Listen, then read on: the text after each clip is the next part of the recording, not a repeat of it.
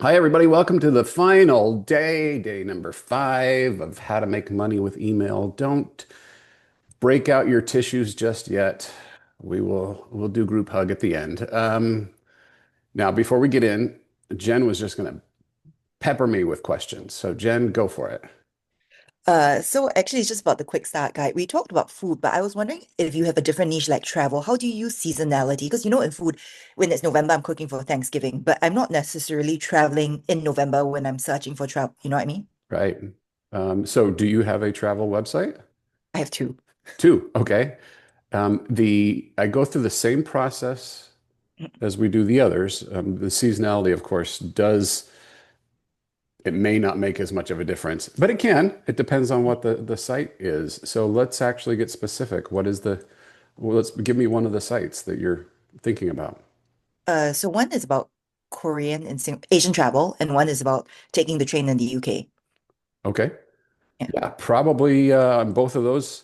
So if it's Asian or Korean travel, let's just guess here that somebody is Googling or going to Pinterest for a guide to, I don't know, to Tokyo or Seoul, and you have that sort of guide. Is that the kind of thing? Y yes, I do have like seasonal posts like Korea in March, Korea in April, and whatnot. But you know, if I had a quick start guide about, how to plan the perfect fall vacation in Korea. I won't know when to launch it because they could be searching in March for a fall vacation, or they could be searching in fall for a fall vacation. Yeah, you probably wouldn't need seasonality for that theme. You if you wanted to attach any sort of seasonality, you could say in 2026, Mhm. the perfect, Korean vacation in 2026. Maybe that brings a little bit of current hook to it. But yeah, I think in your case, where to go, what to eat, where to stay, what Cool. to see, that Okay, doesn't so it's kind change of too like much. Pinterest, because that's what we do in Pinterest as well for travel. Yeah. Yeah, same kind of thing for sure. It's whatever the hook is that gets them in, and then you're serving them up the articles that helps them plan the perfect vacation. I mean, that's what I was doing with the Disney cruise stuff, right? Is what to expect on your first Disney cruise. There's no seasonality involved with that, Okay. because Disney cruises are mostly the same experience. It changes if you're going in Halloween time. They have a holiday theme, sometimes they have the Marvel characters, but for the most part, it's usually the same Oh, stuff. thanks. That was very helpful. I will think about Wow. my quick start guide. Okay. I don't know where that music is coming from. Hang on a second. All right, that was a good question, Jen. All right, so let's get into if anybody else has any other questions, let me know. Got the chat open, drop it in there. Um, I want to make sure that we get you covered before you leave these 5 days and you're ready to go off and email the heck out of the world. Um, we left off yesterday talking about the ways to start making money. The obvious one was send more emails and make more money thanks to Raptive. That was the first thing. We then got into creating segments that you can serve because um, the whole idea here is you have valuable information and insight. And sometimes it varies on your website and your channel and your content catalog, and not, in my case, Disney Cruise different than, Cinderella coloring pages. So those serve different needs. So we need to talk to those people, and we can talk to those people based off of what they're interested in. And we talked about how to use lead magnets to do kind of obvious segmentation when they come in based off of they've raised their hand and said, I'm interested in that. Therefore, okay, presto. Great. You're interested in coloring pages. Great. You're interested in air fryer. Great. You're interested in Cricut crafts, whatever. Then from there, it's a matter of creating a system where you send emails regularly, whether that's automated through a Forever series, whether that is seasonal. You just make sure that you're covering or broadcast that you're covering to those segments. But absolutely, the process is the same whether you are dealing with a smaller segment or a large segment. What we're trying to accomplish is to show that we are the source of great information. And what this is doing is by serving them over and over again with the best stuff, we're setting ourselves up to make money in other ways, which is what we're going to talk about, continue talking about today. Question here. I have a small blog with 140 email subscribers. So you're just getting started. That's fine. Is there anything you would recommend doing differently because of the size? Okay, such a great question. Such a great question. This is fascinating to me anyway. Did you know that if you come in and work with me, that regardless of the size of your website, regardless of the size of your list, I'm probably going to advise you to do the same things. It's just a function of scale. It's how big of a lever do you have? How big of a reach do you have? What I'm telling you right now, everything that I've been sharing with you up to this point about list growth, these are the exact same things I do with people who have 2 million page views a month. And if you're just getting started and you have 2,000 page views a month, it's the same thing. It's just your reach is much different. You're gonna the new subscribers will trickle in with 2,000. If you have 2 million page views a month, they're going to be a flood. But the technique is the same. So I wouldn't change it. In fact, interestingly enough, your profitability just goes up and up and up and up as your list gets bigger and bigger and bigger. Because the techniques, it costs you the same to execute your plan, right? Your time or your team that you pay to do these things. And whether you have a list of 140 or 140,000, you're still going to send an email. You're still going to write it. You're still going to do it. In fact, those 140 email subscribers are more precious to you, probably, arguably, than somebody who has a big audience. And so you really should be leaning into this because we really need those 140 people to come back again and again and again, right? So this is the shiny object syndrome in any business is very real. And sometimes it feels like there's shortcuts. The stuff that I teach, if you come back and take this mastermind again, I know some of you have taken it recently, you're probably hearing the same stuff. I think, Angela, you've been with me before, right? You're hearing the same things. I haven't invented much new, but it's all about when you can execute on this system. And the sooner that you do, the stronger you will be down the road. The sooner you start eating your vegetables and taking your protein, we can do that when we're 15, or we can wait till we're 85. The results are going to be very different, but you still should do it either way. Okay. How do I manage pop-ups if two segments are intersecting? That's great. Fall air fryer recipes versus, say, vegan air fryer recipes. Currently, I'm running fall recipes pop up everywhere, but hoping to run different pop-ups for different segments. It's going to depend on the software that you're using and how you're set up. The answer is to that.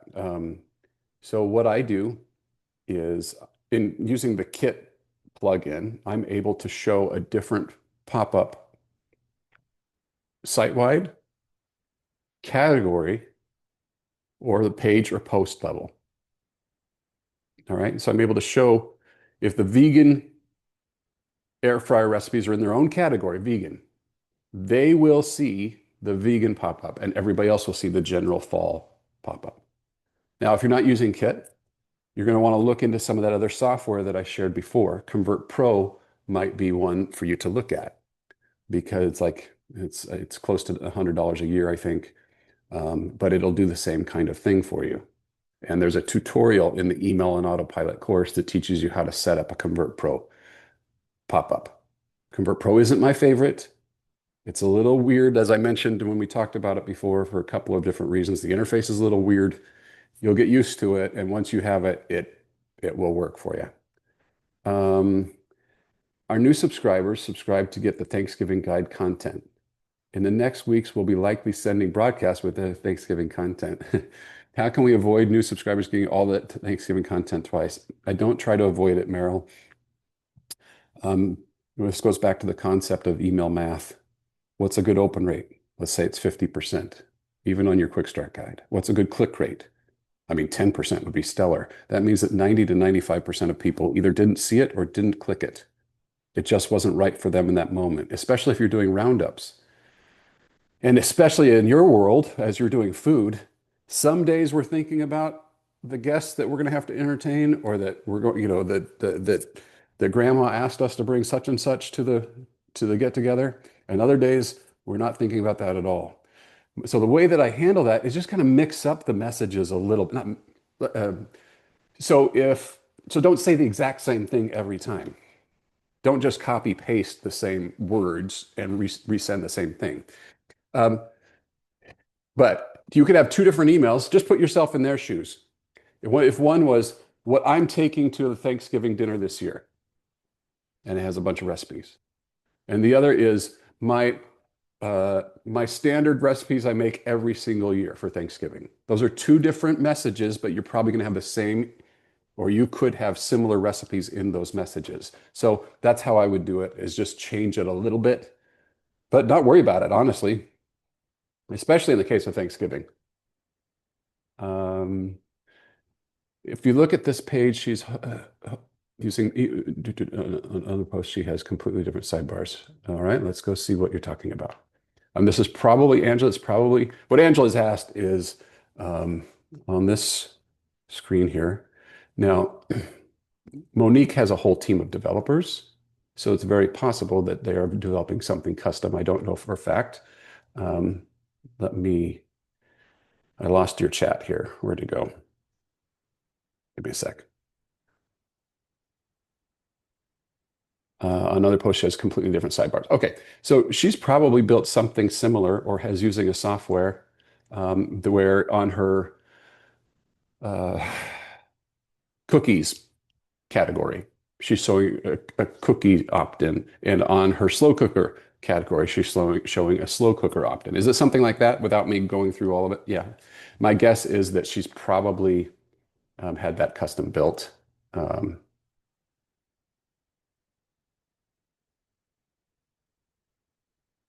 is it over in here? This one, what you're talking about? Yeah.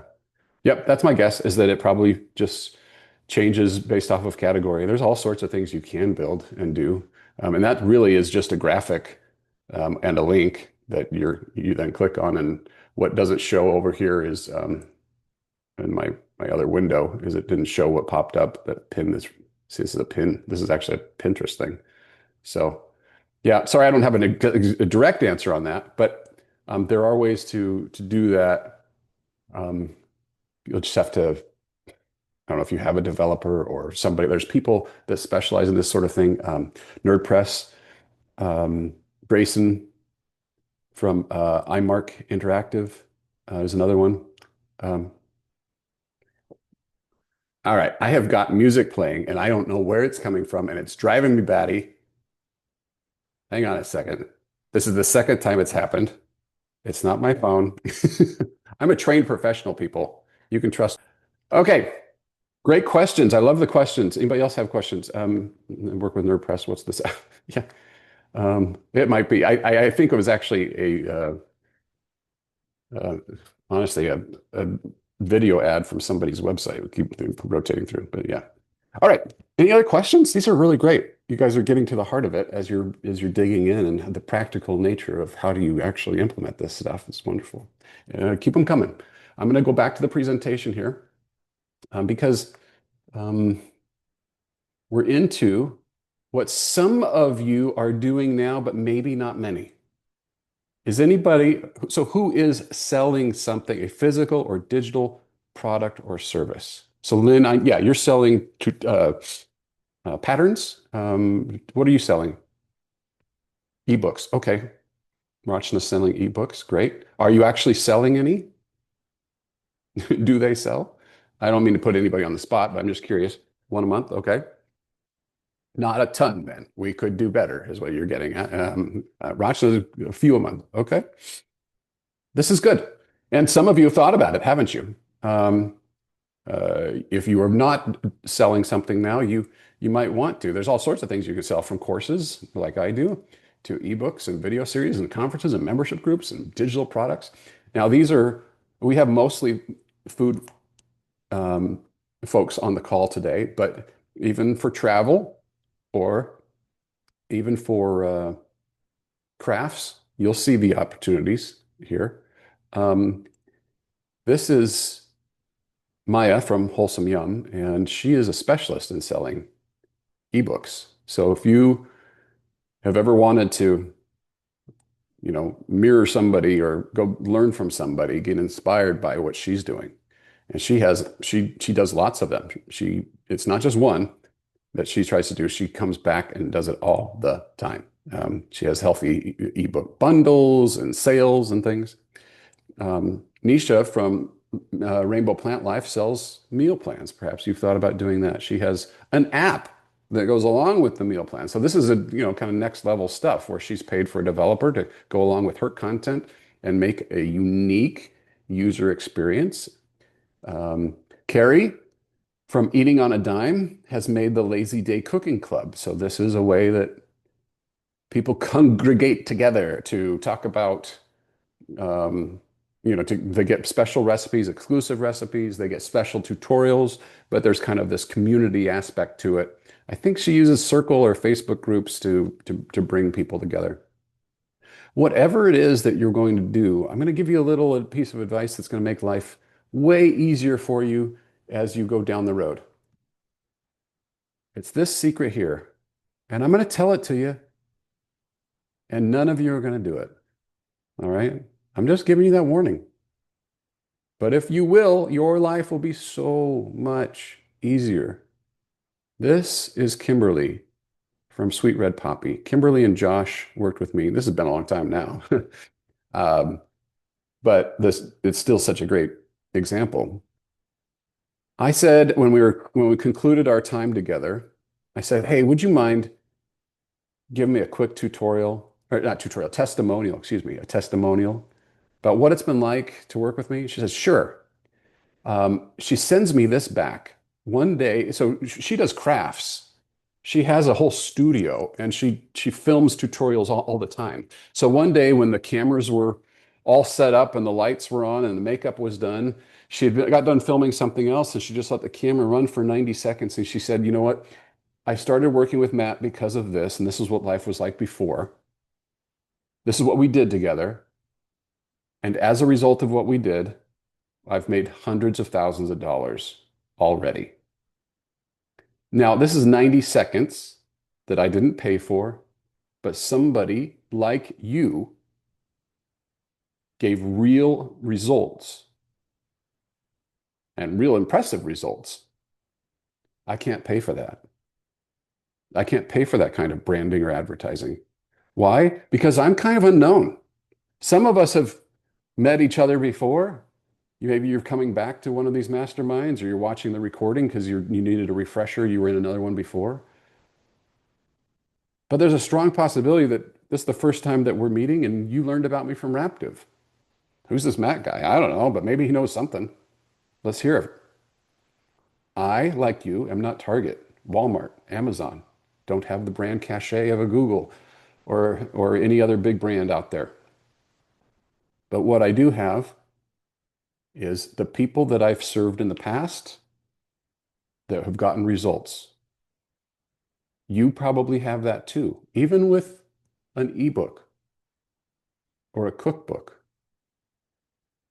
or a community, a group. Are you collecting testimonials? Are you actively doing this? Pause for a second. Do you hear how much time I'm spending on this? This could have been a bullet point. The reason that I'm spending so much time on this is because this will unlock your sales in a way that won't cost you money and that you can use now, that you can use today to get more sales. My son-in-law, he's starting a mobile detailing business. And he's struggling in all the ways that you struggle with getting a business off the ground. Getting customers is hard. Do you know where he gets most of his customers? Is on referrals. And so he does a real good job of going back to those people. So people who say nice things about people are the luckiest people in the world. Barbara Streisand said that. So for you, take the time to get your testimonials. What does that mean? That means you have to ask. People don't give them naturally. They want to, and they're happy to when they're asked, but we don't think about it. We just don't. I actually have a template that when you and I work together and we finish an engagement, I will send you that same template that I send to everybody. It looks personal. You wouldn't know. It says, I hope you've, and I modify a couple of sentences here and there. But at the end, I say, um, as I'm trying to build up my cred, a review from you would really, really help a lot. And so then I ask them to go to Trustpilot and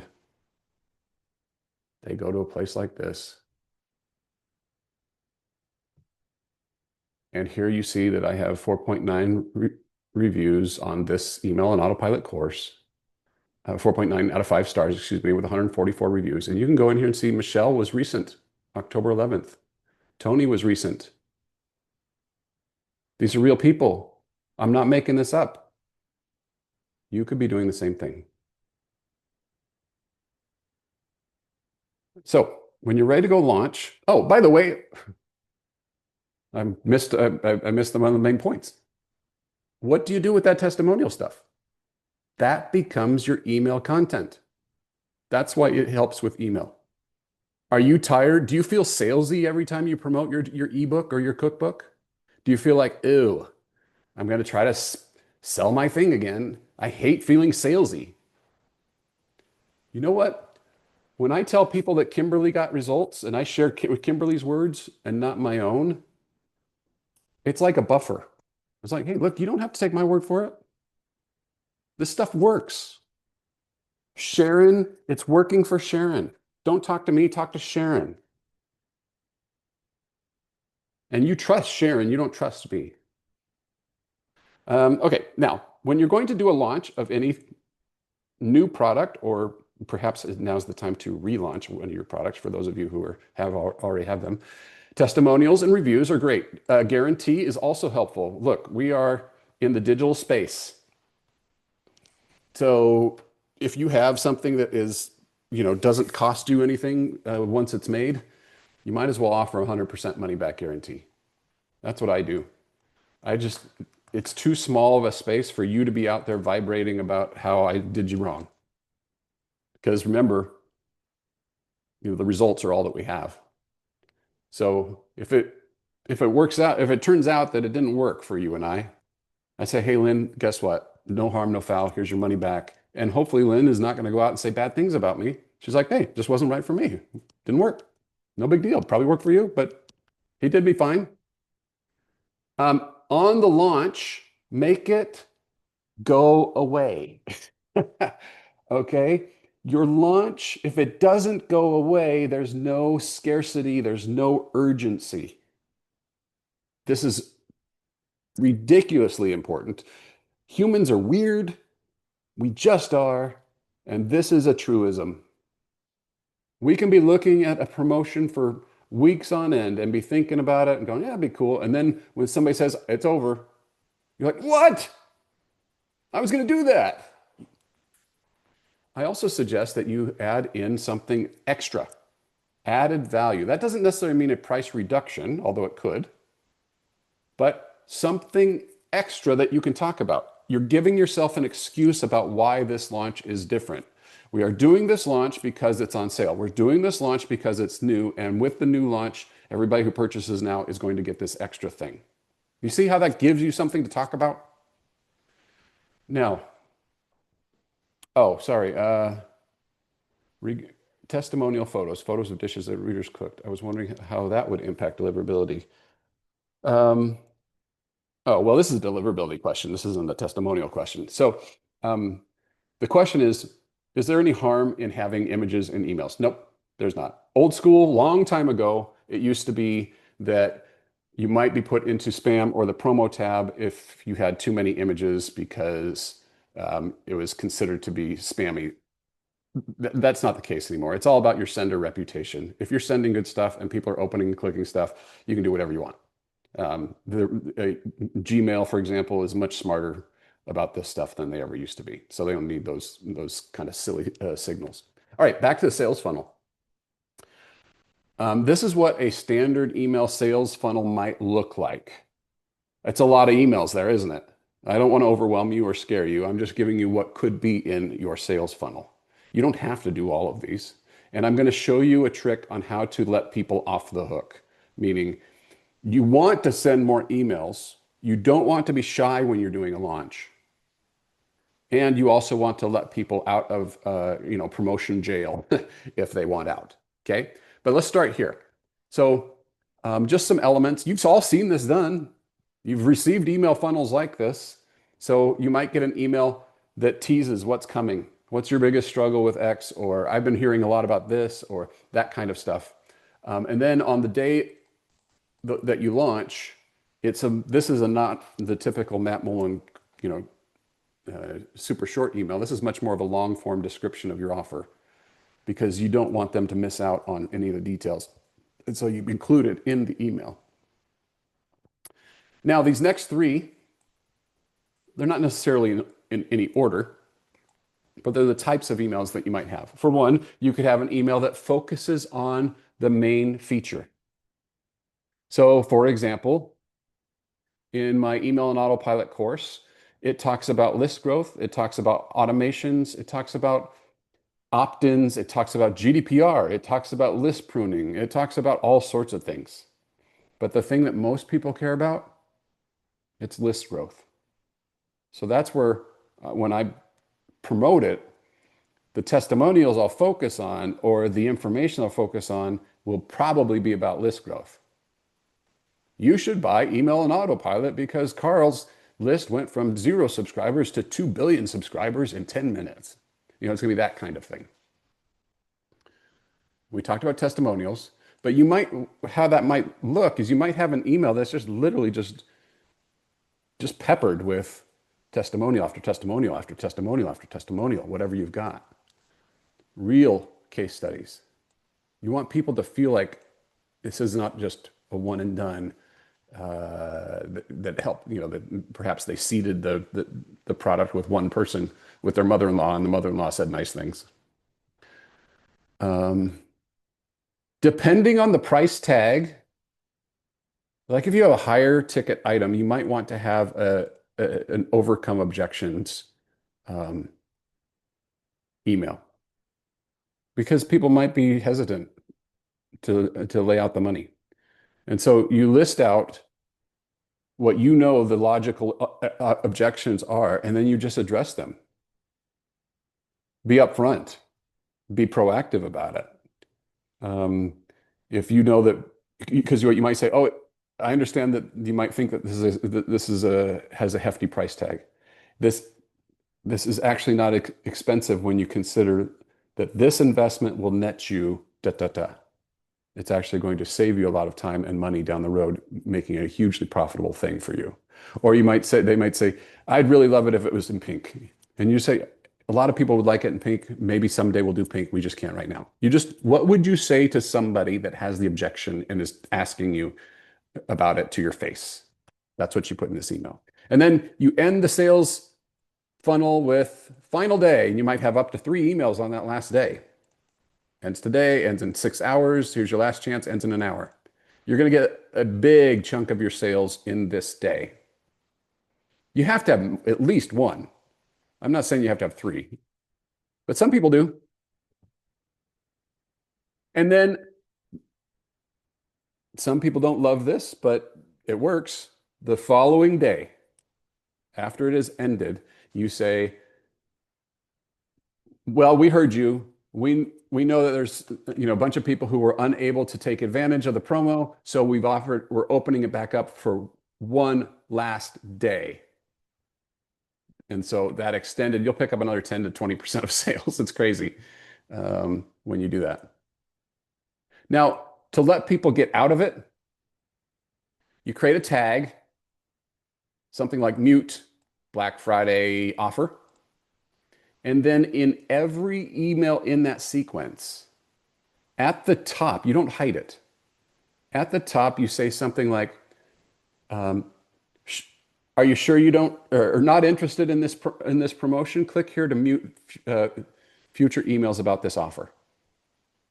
And when they click that, the tag is set. And then these emails, each one of them has an exclusion rule that says exclude that anybody who has that tag set. If that didn't make sense to you right off the bat, when you get to this, come back to this recording and rewind and listen to it slowly, and you'll get the steps. It involves a link, it involves a tag, a link trigger, and then exclusion rules on the campaign. Almost every sales platform does it. That is, I don't know Flowdesk, but I think all the rest of them do. Okay. Now, please, friends, adopt this. Create the discipline of a promotional calendar. If you want to sell more than one ebook a month, this is the key. We are going to look at the next 6 to 12 months and identify times where your product makes the most sense to be in front of them. Black Friday. For foodies, it might be in January when people have new resolutions in the kitchen. It could be at summertime when we're trying to get back into shape. Or that's when, or in springtime when people are planning their Asian travel, whatever it may be. Identify those times, put it on a calendar, and then come up with something that increases the value of what you're offering. And it needs to end. Okay? The promotion has to end. It has a start and it has an end. This gives you an excuse to talk about it again. So you're not just saying, oh, by the way, remember I have a cookbook? Oh, by the way, remember I have an ebook?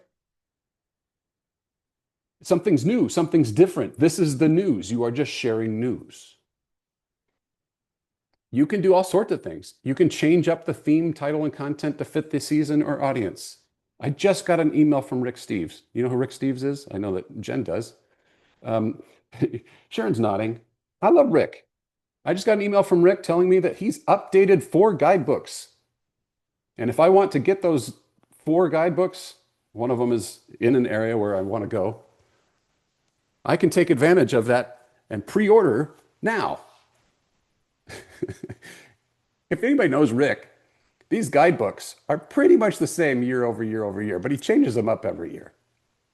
But there's maybe this restaurant got moved or that, you know, that museum got closed or whatever. There's a few things that change, but not much. You could do a partnership. Rachna might have your vegan air fryer stuff. Lynn might have other vegetarian offers. Put the two together, your ebook with her ebook, presto. You have a bundle that maybe this is a limited time deal. It's a 2-for-1, whatever you call it. We're doing this for Black Friday only. We partnered up to make this happen. Discount, use this sparingly. End of life, new life, almost gone, new arrivals. Kill your products, bring them back, rename them, that sort of thing. Okay? Does this help? I hope so. This needs to be a paradigm shift because many bloggers are not used to this type of marketing. If you're in a marketing organization, you have to do this because, first of all, your boss is breathing down your neck for numbers. Second, everybody and their dog has to know about it well in advance. I don't know why, but the HR department needs to know about the promotion. The customer service department needs to know about the promotion. The janitorial staff needs to know about the promotion well in advance. There's all these things that you have to go through, so that's why we get into that discipline. But when you do, then it makes sure it happens. That's probably most of your issues, honestly. You're just not promoting your products. Sales copywriting, we can't skip over this.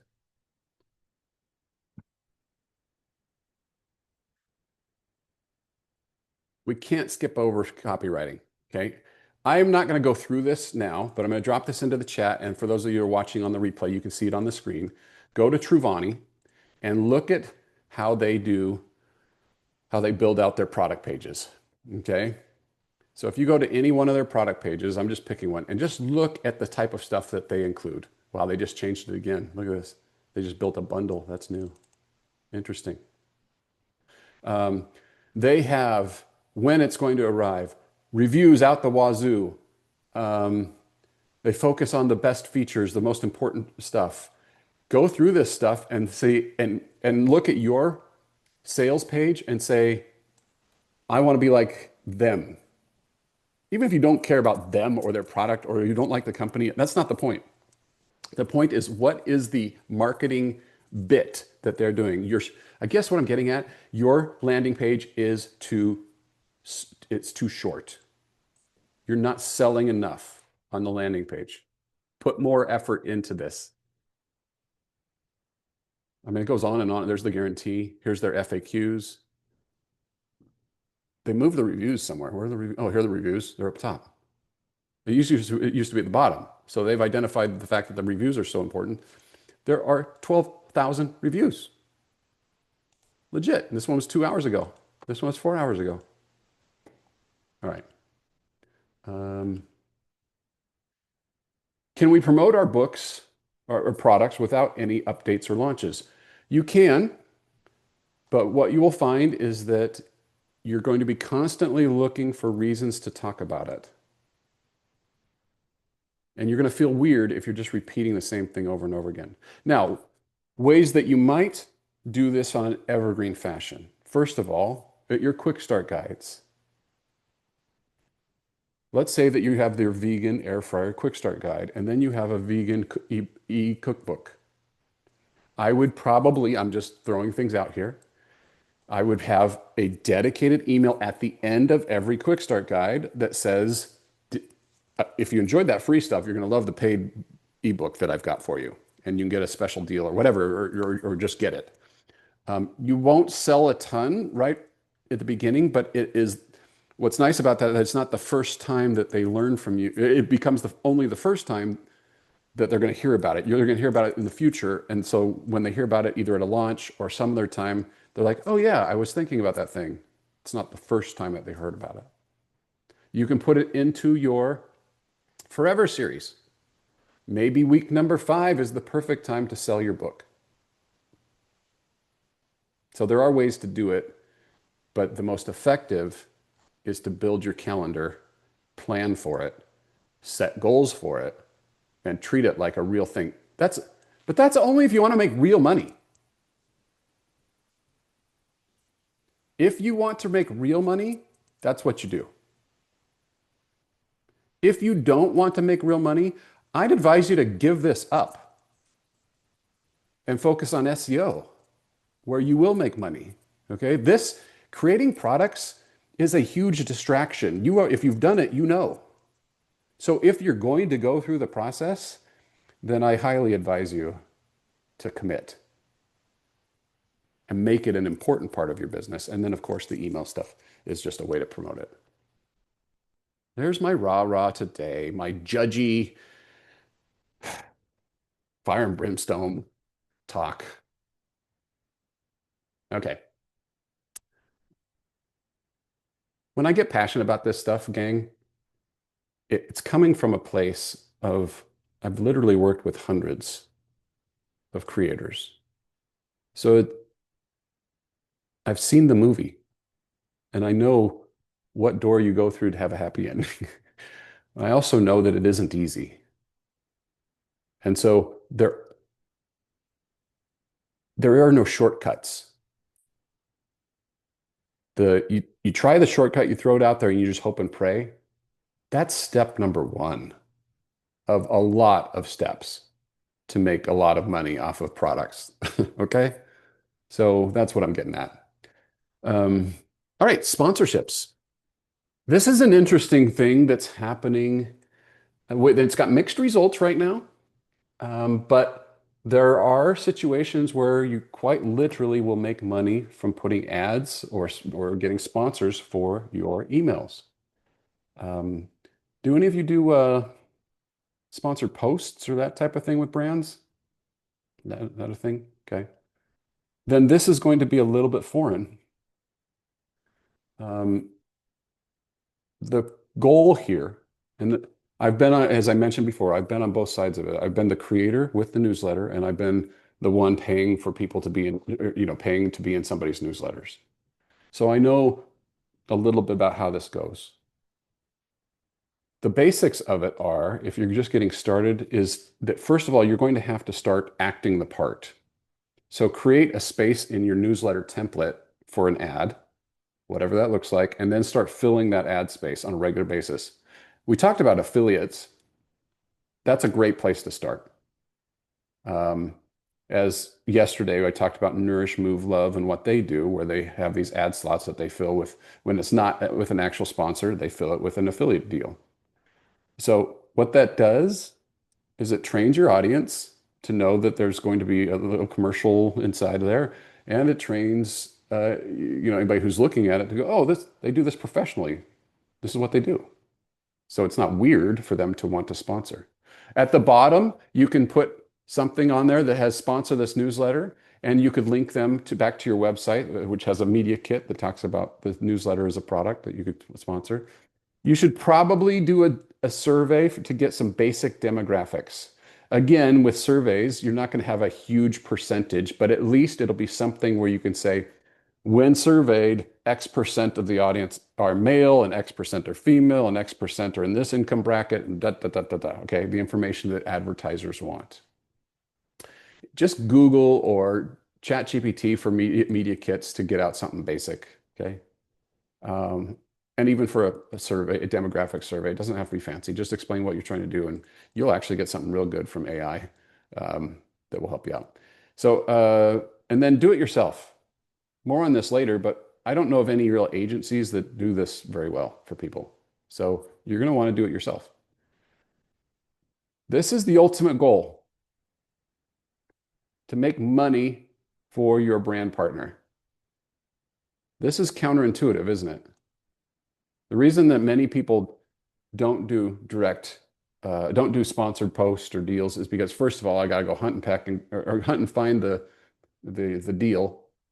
And then second, I feel like I'm beholden to this brand that starts telling me what to do, because it has to be a certain size, it has to be a certain way, you have to have the image a certain da, da, da, da. And it's frustrating because I'm a creator and I should have my independence. Well, that's all well and good. But when you get a partner that you make money for, they will come back over and over and over again. I had, in that Disney newsletter I was telling you about, I had just one segment where I made, on a very small segment, I made a lot of money off of one brand partner every month. We had a deal for 4 years. And it was great. I delivered for them over and over again. They got the results that they wanted. I was on time. I gave them reports. It got to the point where they said, Matt, we're kind of thinking about doing this. What do you think? And I'd go, great, let's do it.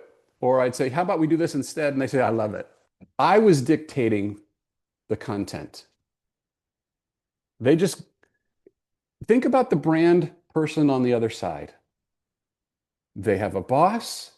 They have ridiculous sales goals that they've been asked to hit, and they have a budget. You are a tiny, tiny, tiny part of their day and part of their budget.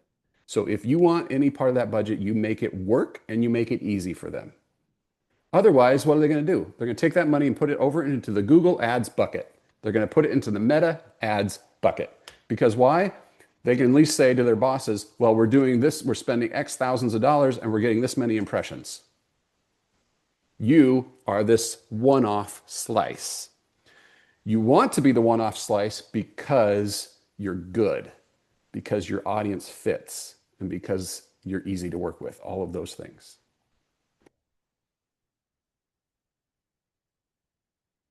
By the way,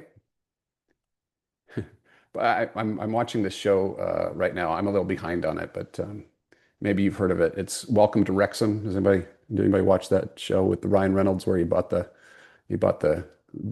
soccer club in Wales? Anyway, I just started on it, and their initial sponsor at Wrexham was some sort of trailer company. It's like this is our only paying sponsor, and they had they had ads and they had and all that. My point in bringing up that trailer company is that there are people of all size, regardless of your size, where you're on. If you have a list doing all the things that we've been talking about, they will be willing to pay to be in front of your list. It just requires a little bit of hustle to go be in front of them, and then to execute in a way that brings them results.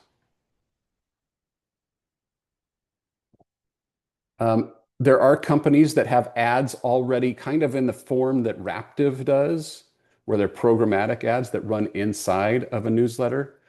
Sparkloop is a way that you can get paid for promoting other newsletters, like Morning Brew or something like that.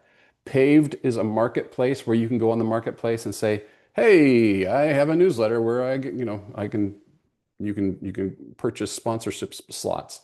Live Intent is programmatic ads. Beehive, Substack, and Kit are all email platforms that will do ads inside of the program. Now, for those of you that are on Kit, you may have heard about their sponsor network. There was much ballyhoo made about it, and they just didn't execute very well. I actually have been on calls with their new team, and I like their new direction. I have hope that maybe it will be much more productive for us going forward. But if you were one of those like me that was disappointed in the actual execution, um, I'm just being real. I'm as big of a fan of Kit as I am. It just didn't come off. I think they thought it was going to be easier than it was. Now, I still believe there's plenty of reasons to be bullish on this. They are going to figure it out. There's too much money to be had as ButcherBox or Athletic Greens or whoever it is wants to be in front of your audience that knows food. So anyway, keep an eye on this space is what I'm getting at. I think that there's going to be some nice changes. Um, blah, blah, blah. I feel like I don't know if anybody cares about this stuff. So I'm going to kind of move past it. But I guess what I'm getting at is if you want to dip your toe into the sponsorship waters, the money is not usually in the plug and play, like take this snippet of code and drop it in there. It's not usually where the money is.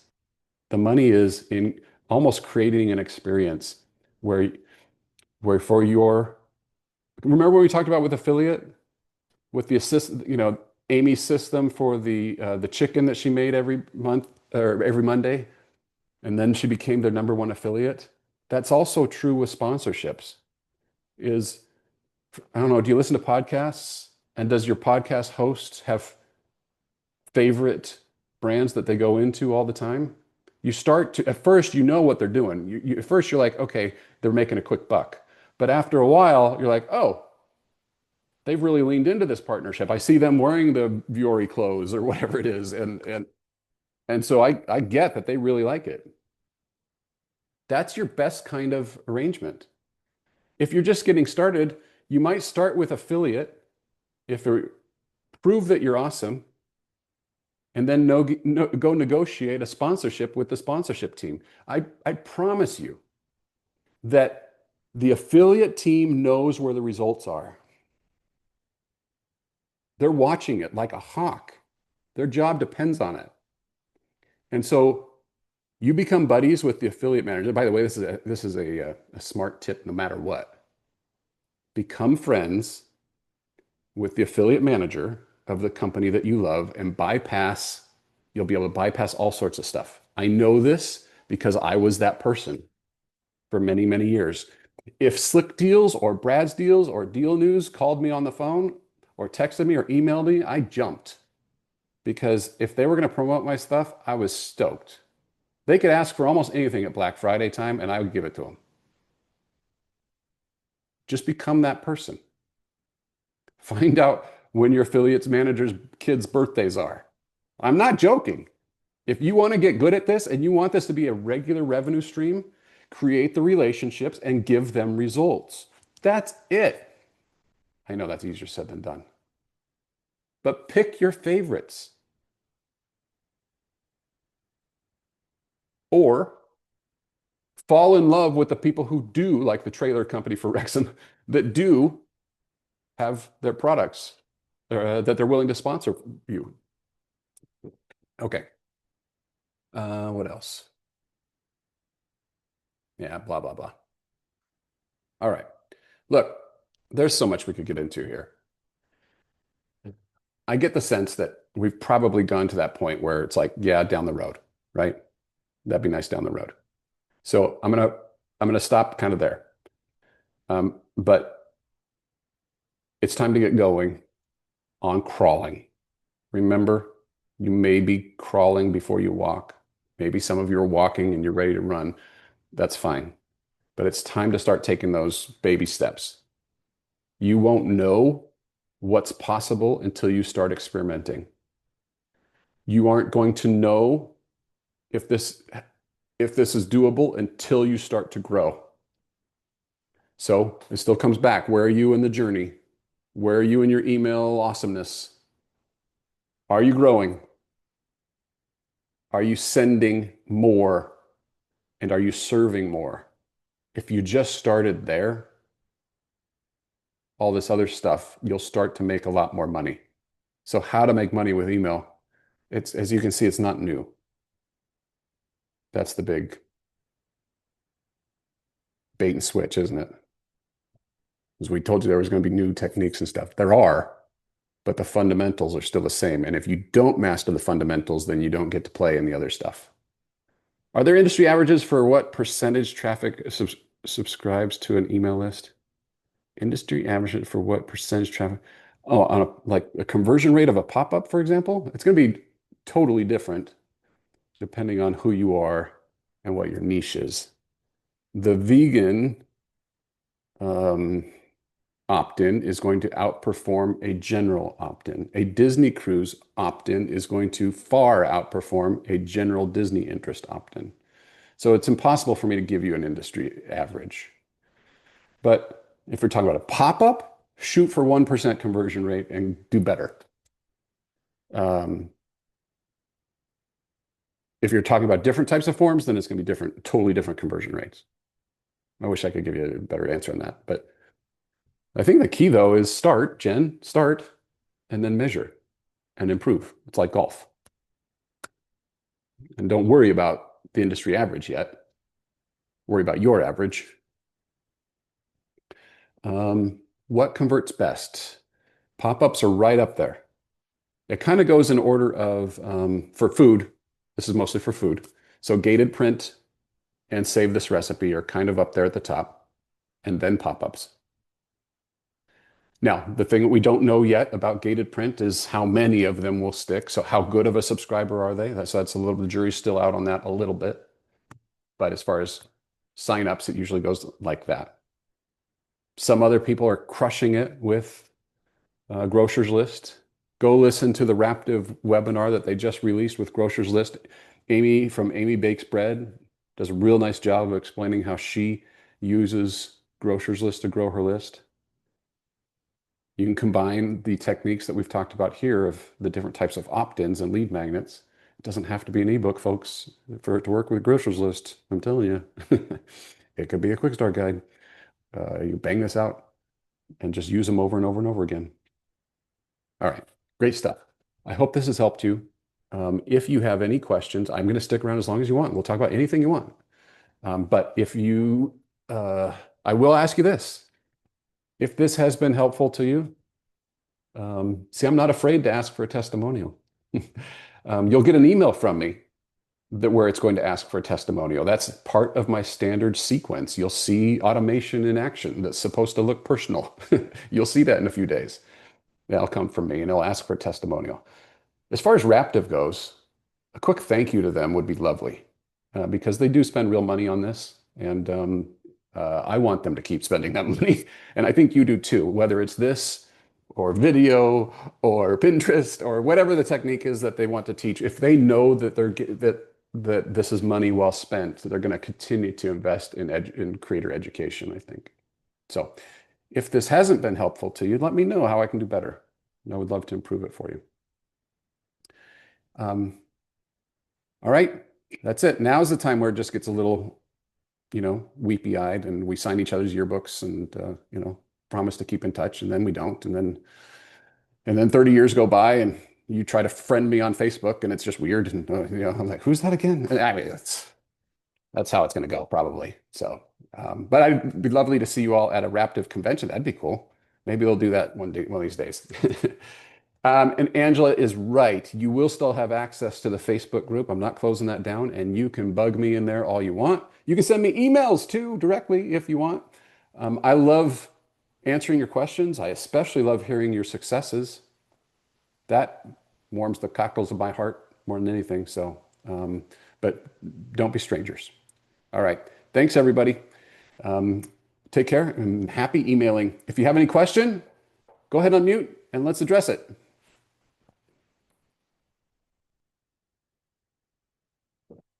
All right. Sounds like we're good to go. Thanks, everybody.